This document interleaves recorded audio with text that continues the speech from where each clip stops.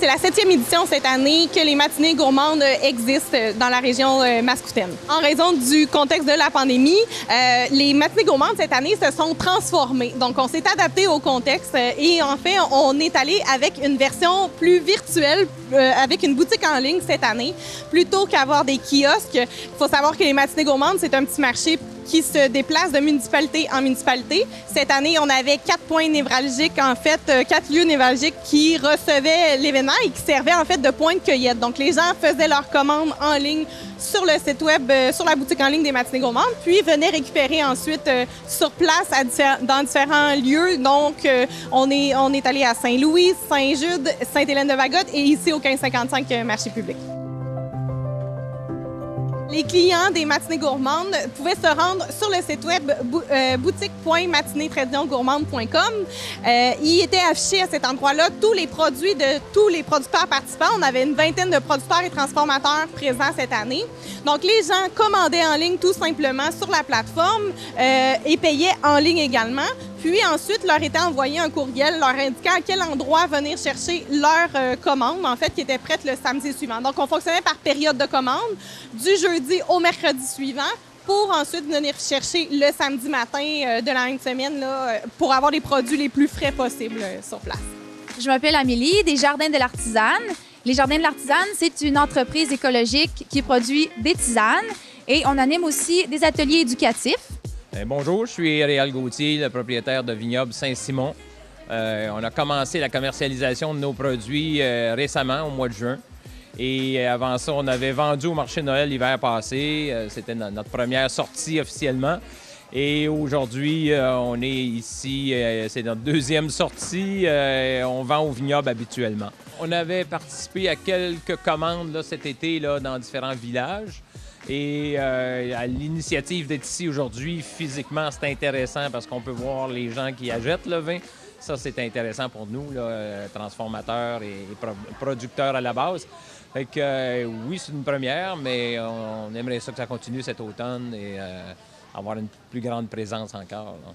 C'est certain que dans le contexte où on était, on savait pas, là, on parle en janvier, février, mars est venu la pandémie et tout. On savait pas qu'est-ce que ça allait donner comme résultat, mais en fait, les producteurs ont vraiment répondu à l'appel. Donc, tout au long de l'été, on a eu une vingtaine de producteurs et transformateurs qui ont été présents sur la plateforme. Donc, on a pu assurer des ventes, mais franchement, une très belle participation. Étant donné le contexte, on était bien heureux de ça. Avec tout ce qui est arrivé, c'est sûr qu'on a dû un petit peu s'adapter rapidement. Donc, on n'avait pas la possibilité de vendre au marché physique des matinées gourmandes.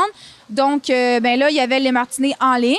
Donc, au fil des années, on imagine que ça va gagner en popularité, ça va se faire connaître de plus en plus. Tu sais, on est très optimiste. Donc, la journée ici, c'était vraiment une occasion de venir vendre nos produits, de rencontrer les gens, parce que c'est beaucoup plus facile de vendre quand on se rencontre. Autant pour la personne, elle a confiance en nous parce qu'on lui explique les produits, on répond à ses questions, c'est vivant. Puis ça fait partie aussi de l'esprit de communauté, tu sais, d'un esprit de village, un esprit de connaître ses producteurs. Parce que même si tu achètes local, si tu rencontres pas les personnes, si tu sais pas comment ils produisent, d'où ça vient, il y a un lien qui se brise. Puis autant pour le producteur, moi qui passe toute ma semaine dans le jardin toute seule, de venir vendre mes produits directement aux gens, bien, ça me nourrit, ça me donne l'énergie, ça me motive, ça me donne une raison de faire ça.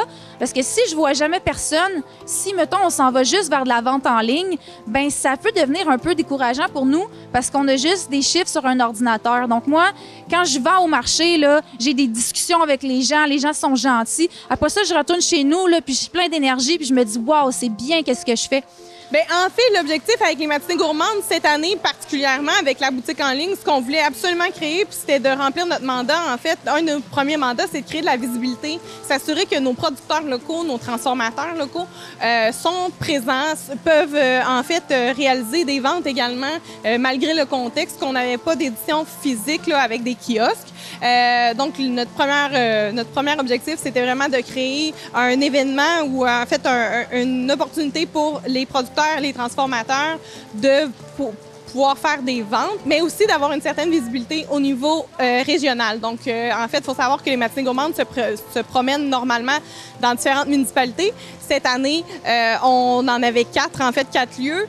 On s'est assuré d'avoir une visibilité. Et exceptionnellement, ici, aujourd'hui, au 1555 Marché public, on a, pour la dernière édition, le dernier point de cueillette, on a 3 producteurs qui sont présents avec nous. Normalement, il n'y en avait pas, mais on a offert cette opportunité-là pour justement aussi créer un certain achalandage au marché public. Ça, c'était une belle compensation, je vous dirais, au lieu de rien avoir dans la situation de la pandémie.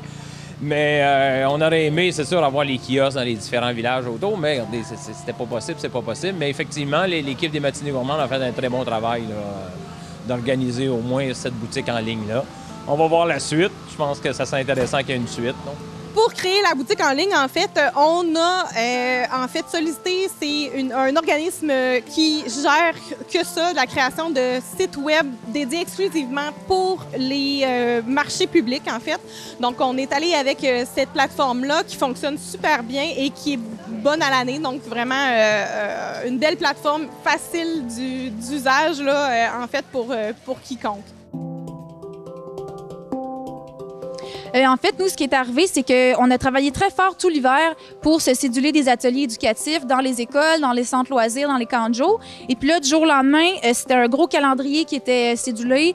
Aussi, j'avais des contrats avec des municipalités. Il y avait toutes sortes de belles choses comme ça. Puis là, ça a tout été annulé. Fait que c'est sûr que sur le coup, tu vois ça un peu comme une claque d'en face. Mais, tu sais, ça fait partie de la vie. Puis je me suis dit, OK, ben ça, je me dis, je prends ça, puis je m'en sers comme un tremplin. Ça me donne plus le temps pour être dans le jardin. Fait que j'ai fait des agrandissements qui étaient prévus pour 2021. Bien là, je les ai faits maintenant. Parce que là, ça a donné que mon chum était à la maison. Fait qu'on a profité d'être deux bras à place d'un. Fait que, tu sais, j'ai utilisé ça comme une façon de faire, justement, agrandir les parcelles de culture. Regardez, nous, ce que ça a fait, c'est qu'on a commencé à vendre plus tard. On a commencé en juin, comme je disais tantôt. Mais normalement, on aurait commencé au mois d'avril, autour de Pâques. Et on a perdu facilement 2 mois de vente, là. C'était l'impact qu'on a eu. Mix d'une présence physique comme aujourd'hui, mix de vente en ligne parce que ça accommode des gens qui n'ont pas le temps, qui ne sont pas à proximité. Oui, il faut continuer ça, mais je pense que ça va prendre les deux dans l'avenir. Fait que, pour satisfaire tous les types de consommateurs. En termes de bilan, si on veut, oui, c'est positif dans l'optique où on espérait trouver une solution à nos kiosques, nos éditions avec kiosques, en fait. Donc, on n'avait pas nécessairement d'attente. On est très content du résultat. Puis, c'est certain que c'est une plateforme qui va gagner à être connue. Donc, on souhaite que ça perdure dans le temps et éventuellement que les gens reconnaissent encore plus cette façon-là d'acheter qui est transformée, en fait. Pour 2021, en fait, on espère évidemment avoir une édition avec kiosque éventuellement, mais on souhaite probablement, là, c'est encore à discuter, mais on souhaiterait conserver cette plateforme-là pour assurer encore une fois un petit peu plus de visibilité aux producteurs, transformateurs, participants, mais aussi des ventes qui, normalement, se feraient peut-être pas en personne sur place, pour les gens aussi qui peuvent pas nécessairement se déplacer, là. Donc, ça va être faisable, là. Donc, on espère effectivement que la boutique en ligne demeure l'année prochaine. Je pense pas qu'on revienne comme avant, c'est sûr. Est-ce que c'était normal avant ou qu'est-ce qui est la normalité? Sauf que oui, ça amène une prise de conscience. Puis une prise de conscience, je pense, qui était nécessaire. Ne serait-ce qu'au niveau de la protection de l'environnement, le respect des autres, proximité des autres. On a pris plus, je pense, connaissance de notre environnement.